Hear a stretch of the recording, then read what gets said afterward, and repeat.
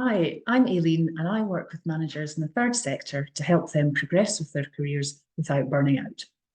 Today, I'm going to talk about confidence. Confidence is something that comes up a lot in coaching sessions, and it means different things to different people. For me, it's about self-belief. It's about having that belief in my own abilities to do something. Now, being able to believe in yourself is a great way to help you find the confidence to take action and move forward in your life or career, but it's often a difficult thing to do.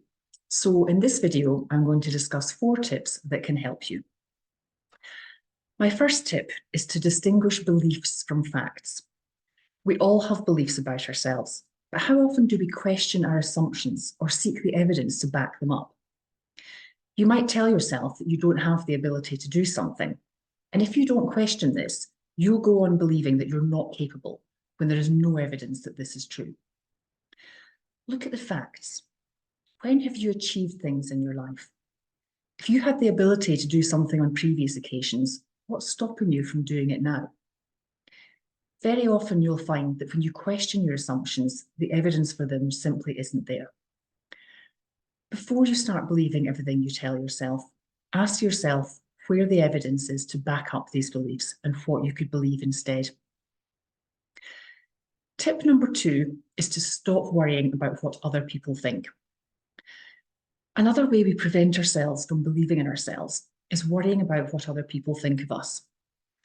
We might have goals we want to achieve, but we're so caught up in what other people think, and we worry that they might judge us, that this can stop us from taking action. If you find yourself doing this, look at the beliefs you have about yourself and the assumptions you're making about other people's beliefs about you. You have no way of knowing what other people think of you, but you might be assuming they're viewing you negatively. You have no control over what other people think of you, and it's important to recognise that their perceptions of you are based on their own beliefs, assumptions, and experiences. Once you start to realise you're making assumptions about what other people think, you'll find that you can think more clearly about what you really want and work out how to get there. My third tip is to reframe how you compare yourself with others. Sometimes we compare ourselves with others and then feel disappointed if we haven't achieved something they have. This is likely to result in you feeling as though you're not good enough.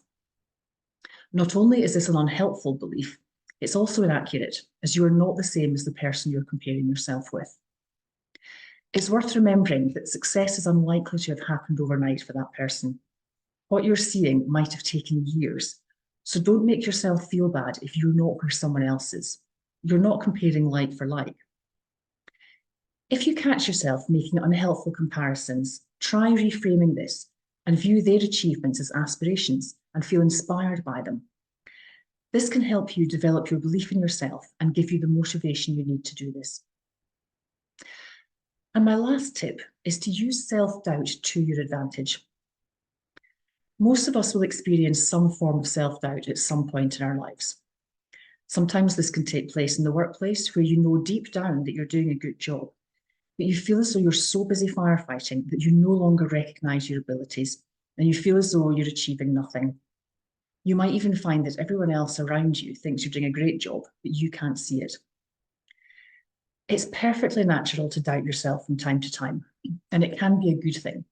But when it happens frequently, it can prevent you from moving forward. So what can you do when this happens? Rather than seeing self-doubt as something that stops you from moving forward and achieving your goals, see it as an opportunity to grow and learn. If used in a constructive way, self-doubt can help you identify genuine areas of weakness rather than making you think you're no good at something when deep down you know you are. Once you've identified any weaknesses, you can then find a way of addressing them. This will help you to add value to your team or organisation and increase your confidence. Regardless of whether you judge yourself, compare yourself with others, or worry about what other people think, the important thing to remember is not to judge yourself too harshly. Show yourself some compassion and recognise that most people experience this from time to time. That's all for today. I hope you found these tips helpful, and let me know in the comments if you have any thoughts. Thank you for listening.